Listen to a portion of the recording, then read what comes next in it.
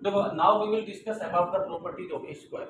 तो देखो स्क्वायर के बारे में पढ़ो। स्क्वायर एक ऐसा क्वाड्रिलेटरल है जिसमें लगभग सभी क्वाड्रिलेटरल्स की सारी कैरेक्टरिस्टिक्स शामिल होती हैं। कैसे शामिल होती हैं कि अगर हम इसकी स्टार्टिंग करें रोम्बस रोम्बस तो रोम्बस कौन सा होता है? Rhombus in which all sides are equal. तो अगर हम ये कहते हैं कि a rhombus in which diagonals are equal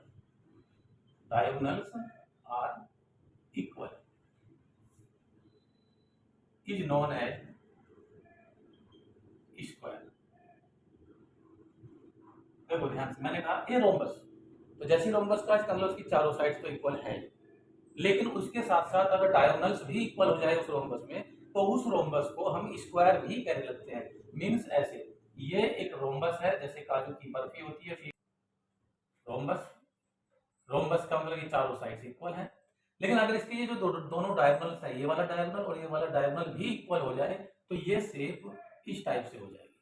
इसकी चारों साइड्स तो पहले से ही इक्वल थी इसकी तरह, अब इसके डायगोनल्स भी इक्वल हो गए, और जैसे ही डायगोनल्स इक्वल हुए तो ये each angle is right angle अपने आप बन गया।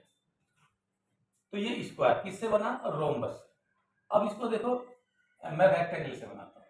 एक रेक्टेंगल, अब जैसे ही मैंने रेक्टेंगल कहा तो इसके डायगोनल्स इक्वल हैं पहले से, तो ये rectangle in which all sides are equal तो इज नोन एज स्क्वायर।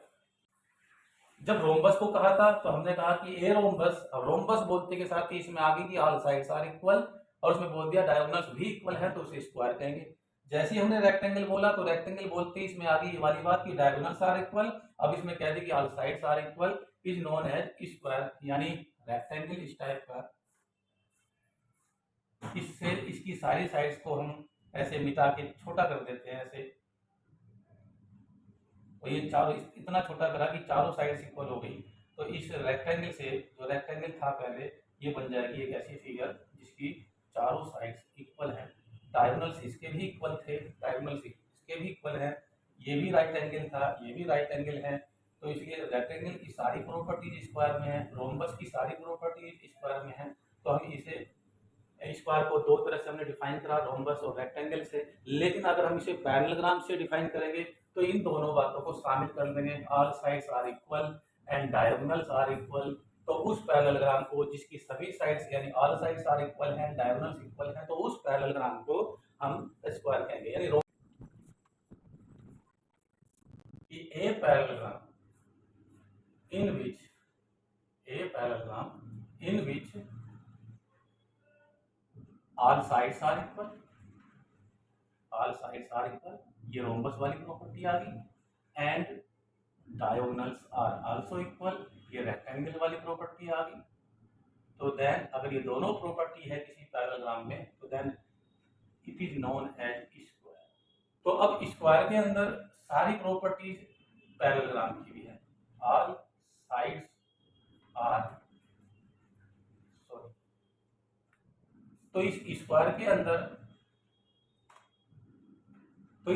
के अंदर सारी प्रॉपर्टीज पैरेललोग्राम की भी है, तो all properties of a parallelogram की सारी प्रॉपर्टीज। इसके अलावा और कौन सी प्रॉपर्टीज हैं जो कि पैरेललोग्राम में नहीं है, इसको हम नाम दे देते हैं इस तरह से ABCD स्क्वायर। तो इसमें यह है कि तो इसकी सारी साइड्स इक्वल होती हैं, all sides are equal, rhombus वाली प्रॉपर्टीज हो गई है।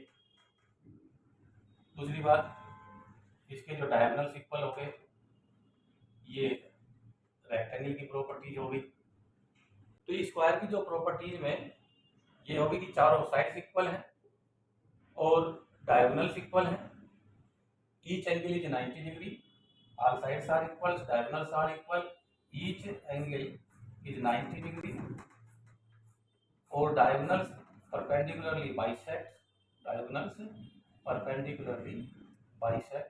प्रॉपर्टीज किसकी हो गई?